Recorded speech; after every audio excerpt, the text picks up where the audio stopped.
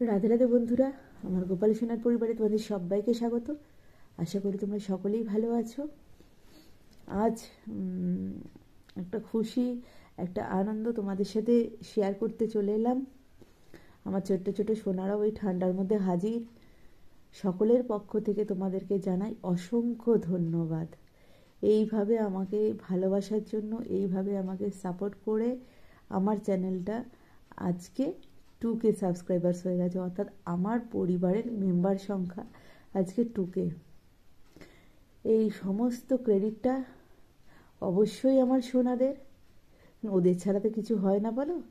আর বাকি ক্রেডিটটা পুরোটাই তোমাদের, কারণ তোমরা না থাকলে, তোমরা আমাকে ভালো না বাসলে, তোমরা আমায় ভালোবেসে আমার হাতটা না ধরলে আমি এতটা পথ চলতে পারতাম না। আমি চাইবো তোমরা আমাকে আরও ভালোবাসো, আমার সাথে থাকো, আমার পাশে থাকো, যাতে আমি আরও এগিয়ে যেতে পারি। তোমাদের সাথে আমার এই ছোট্ট ছোট্ট সোনাদের ভিডিও শেয়ার করতে পারি, ওদের সাথে এই যে আমার ভালোবাসাটা, এটা তোমাদের সাথে ভাগ করে দিতে পারি, যাতে যারা এখনও গোপাল সোনা আনার কথা বাড়িতে ভাবছো, তারা আর না ভেবে চটপট নিয়ে এসো। গোপাল সোনা বাড়িতে থাকা মানে ছোট্ট ছোট বাচ্চা বাড়িতে থাকা। নারায়ণের রূপ হিসেবে গোপাল সোনা আমাদের কাছে আসে, সেই নারায়ণকে বাড়িতে রাখা। ছোট্ট বাল্যরূপী নারায়ণ তো আমাদের সন্তান। এবার ধরো আমাদের ছোট ছোট বাচ্চা যারা একদম ছোট্ট ছোট্ট, তাদেরকেও কিন্তু আমরা মেয়েদের লক্ষ্মী, ছেলেদের নারায়ণ বলে থাকি। তো ঠিক সেইভাবে গোপালের সেবা করবে। গোপাল সেবা কিন্তু কোনো ঝামেলা না। গোপালের প্রতি তোমরা যদি নিজের সন্তানের মতো দেখো, তাহলে কোনো দিনও ঝামেলা হবে না, কোনো দিনও কষ্ট হবে না। এবার তোমরা ভাবতে পারো ঝামেলা কথাটা কেন বললাম। আরে ছোট্ট ঘটনা শেয়ার করছি। তোমরা তো জানো যে আমি গোপাল সোনা ছাড়া ভাবতেই পারি না। মানে আমার মেয়ে আর আমার গোপাল সোনা আমার যেন দুটো হৃদয়, ঠিক আছে? তো এবার আমার মেয়েকে একদিন স্কুলে ছাড়তে গেছি, বুঝলে, গেটের বাইরে দাঁড়ানো। তো আমার পিছনে কিছু গার্জেন দাঁড়িয়ে আলোচনা করছে এই গোপাল নিয়ে, যে বাবারে গোপাল বাড়িতে রাখা কি ঝামেলা, কি কষ্ট, হ্যাঁ, এরকম বলছে। আমি প্রথমে কিছু বলিনি, দেখি কি বলে। তো আরও একজন বলছে, হ্যাঁ 3 বেলা খেতে দিতে হবে, ভীষণ কষ্টের বাবা গোপাল, আমি ভয়ে রাখি না। এই চিন্তাভাবনা হয়তো অনেকেরই আছে, কিন্তু তারপরে আমি না পেরে না তখন বলে ফেললাম, যেটা কথা বলি, তাহলে তো নিজের বাচ্চাদের জন্য করাটাও ঝামেলা বলতে হয়। নিজের বাচ্চারা এত দুষ্টুমি করে, তাদেরকে 3 বেলার জায়গায় 4 বেলা 5 বেলা 6 বেলা দেওয়া হয় খাবার। স্ন্যাক্স থাকে, ব্রেকফাস্ট থাকে, তাছাড়াও মাঝে কুচকাস তো থাকেই, তারপরে লাঞ্চ ডিনার সমস্ত কিছু থাকে। তাহলে এবার বলো তাদেরকে ক দফায় খাবার দিতে হয়। তার মধ্যে হ্যাঁ সেটা অবশ্য ঠিক। আমি যে তাহলে তোমরা যদি গোপাল সোনাদের ভগবান বলে দূরে সরিয়ে রাখো, তাহলে তোমাদের এটা কষ্ট মনে হবে। দেখো, ভগবান বলে দূরে সরিয়ে রাখলে ভগবান কিন্তু কোনোদিনও কাছে এসে ধরা দেয় না, জানো তো, কোনোদিনও না। হয়তো আমরা রামকৃষ্ণের মতো, রামকৃষ্ণ যেমন মা কালীর অন্ধ ভক্ত ছিলেন, রামকৃষ্ণ নিজের এঁঠোটাও মা কালীকে খাইয়ে দিয়েছিলেন, সেটা আমরা করতে পারবো না। কিন্তু সন্তান স্নেহে যত্ন, সেটা কিন্তু আমরা করতেই পারি।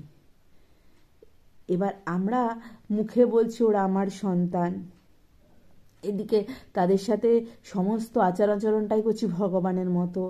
মানে তাদেরকে একটু দূরে, ভগবান মানে আমরা সেটাকে ভয় পাচ্ছি। ভয় পেয়ে গোপাল সেবা হয় না, ভয় না পেয়ে ভালোবেসে। আমি যদি ওকে বাচ্চা ভাবি, তাহলে আমার বাচ্চাকে কি আমি দূরে সরিয়ে রাখতে পারবো কোনো কিছুর বিনিময়ে? পারবো না। তো সেইটা করে আমরা যদি তাদের দূরে সরিয়েই রাখি, তাহলে তারা কি কোনোদিনও আমাদের কাছে আসবে বলো? আর আরেকটা কথা তোমাদের সাথে শেয়ার করছি। তোমরা আমাকে খুব ভালোবাসো, আমি জানি। ভালো না বাসলে আমি 2000 পরিবারের সদস্য পেতাম না। তারপরেও বলছি, কেউ হয়তো ভালোবেসে আমাকে অনেক ভালো ভালো কমেন্ট করছো, কেউ আবার সবাই তো বাড়ির সব মেম্বাররাই তো আর সমান হয় না। বিভিন্ন রকম মেম্বার থাকে, আমাদের হাতের 5টা আঙ্গুল কোনোদিনও সমান নয়। বিভিন্ন তো হাতের 5টা আঙুল সমান হয় না, এটাই আমি বলছি। তো বিভিন্নজন বিভিন্ন কমেন্ট করে। তো আগের দিনই আমি কিছু কমেন্টের উত্তর দিয়েছি। তো আজকে মনটা আমার খুব ভালোই আছে। যে আজকে তোমাদের ভালোবাসায় এই খুশির খবরটা তোমাদের সাথে শেয়ার করতে পারলাম। তো আজকে একটা কমেন্ট এসছে আমার কাছে, আমি তার একটু উত্তর দিয়ে দিই। যে যেহেতু আমার মিষ্টি সোনাকে আমি আমার মেয়ের সোয়েটার পরিয়েছি, তো সেটা নিয়েই কথা হয়েছে। উনি বলেছেন যে বাল্যপ্রেমে আমরা বাল্য সেবা দিতেই পারি, কিন্তু মনে রাখতে হবে বিগ্রহকে পরিহিত জামাকাপড় পরানোটা উচিত নয়। প্রথম কথা, কি করে আমি বিগ্রহ ভাববো? আমি বারবার বলছি আমি সন্তান হিসেবে দেখি, সন্তান হিসেবে মানে সন্তানই আমার। আমি বারবারই বলছি যে আমি মুখে এক আর কাজে আর এক করতে পারি না। আমি বলবো এদিকে ওরা আমার সন্তান, আর তাদেরকে আমি ঠাকুর ঘরে তাকে তুলে রেখে দেবো, 3 বেলা খেতে দিতেও বিরক্ত প্রকাশ করব। বা যেটা আমি বললাম যে আমার সাথে স্কুলে এই ঘটনাটা ঘটেছে, আর তাছাড়া তাদের ঠান্ডাতে সোয়েটার না থাকলে নর্মাল জামা কাপড় পরিয়ে রেখে দেবো, সেটা আমি কিছুতেই পারবো না, কোনোভাবেই পারবো না। আমার মেয়ে ঠান্ডায় কাঁপলে আমি কি তাকে গায়ে ঢাকা না দিয়ে রেখে দেবো? তো আমার সোনাদের সোয়েটারগুলো ভেজা। তোমরা একটা অদ্ভুত ঘটনা শোনো, আমার মেয়ের সোয়েটার আমি কোথায় রেখে দিয়েছি। এখন ছোটোবেলার সোয়েটার যথেষ্ট একটু বড় হয়েছে, ক্লাস 6-এ পড়ে, তো এতদিন তো মনে রাখারও কথা না কোথায় সোয়েটার আছে, আমার মনেও ছিল না, সত্যি কথা বলছি। কিন্তু অদ্ভুতভাবে সেদিন যখন আমি পারছি না কোনো সোয়েটার, শুধুমাত্র কটসোল পরিয়ে আমি ওদের রাখতে পারবো না, কারণ এত ঠান্ডা এই ওয়েদার, কদিন ধরেই ওয়েদারটা খুব খারাপ। এবার বাকি সবার সোয়েটার আছে, আর ওর সোয়েটার দুটোই ভেজা। তোমাদের তো শেয়ার করেইছিলাম কি সোয়েটার আমি এনেছি। তো সে অদ্ভুতভাবে আমাকে যেন পুরো ইনস্ট্রাকশন দিচ্ছে কোথায় আছে, এবং আমার সেটা মনেও ছিল না। আমাকে জাস্ট বলে দিল, মানে আলনার, আমাদের একটা বক্স আলনা আছে, তার একটা বক্সে আছে, এবং কোন বক্সে সেটাও হচ্ছে আমাকে পুরো ইনস্ট্রাকশন দিয়ে দিয়েছে যে ওটা রাইট সাইডের বক্সটাতেই আছে। এবং মানে আমি গিয়ে অন্য বক্সটাও খুলিনি, যে কারণে তাহলে ও যদি আমাকে এটা না বলতো, না বোঝাতো, আমি কেন এটা ধরবো? কারণ আমি ওই আলনার বক্সটা ধরিই না। আলনায় জামা কাপড় রাখা হয়, আর সত্যি কথা বলতে আমার মেয়ের পুরনো জামা কাপড় আমি সমস্তটাই ছোট ছোট গরিব বাচ্চাদের দিয়ে দিয়েছি। ম্যাক্সিমাম জামা কাপড়, টুকটাক হয়তো ছোটোবেলার স্মৃতি হিসেবে অল্প কিছু রয়েছে। আর এই সোয়েটারগুলোর কথা আমার মনেও ছিল না যে আলনার কোথায় ঢুকে রয়েছে। আমি এর আগেও বাচ্চাদের দেবো বলে খুঁজেছি, কিন্তু আমি পাইনি। 2-3টে সোয়েটার আমি পাইনি। আমি ভাবছি কী জানি কোথায় রেখেছি, খুঁজে তো পাচ্ছি না। কিন্তু অদ্ভুতভাবে আমাকে যখন বুঝিয়ে দিল যে আলনার রাইট সাইডের ড্রয়ারটা, আমি বিশ্বাস করো ওই ড্রয়ারের চাবিটাই খুলেছি, লেফট সাইডটা খুলিনি। এবং খোলার পরে কিছু প্যাকেট পেয়েছি, প্যাকেটেও দেখলাম নেই। আমি বললাম তাহলে কি হলো, আমি কি ভুল বুঝলাম? ও মা, দেখছি তারপরে প্যাকেটের তলা থেকে বেরিয়ে এসছে 2টো সোয়েটার। তাহলে এগুলো তো ওরা আমার সাথে বিভিন্ন খেলা করে। আমি যদি আজকে ওদেরকে সন্তান বলে ভগবানের মতো করে দূরে সরিয়ে রাখতাম, আমি কিন্তু কোনো সময় ওদেরকে দুপুরবেলায় ভাত বা রাত্রে রুটি এগুলো না দিয়ে থাকতে পারি না। আমি কোনো সময়, মানে আগে একদম প্রথম যখন এনেছিলাম তখন হয়তো ফল মিষ্টি এইসব দিতাম, কিন্তু আমি এখন পারি না।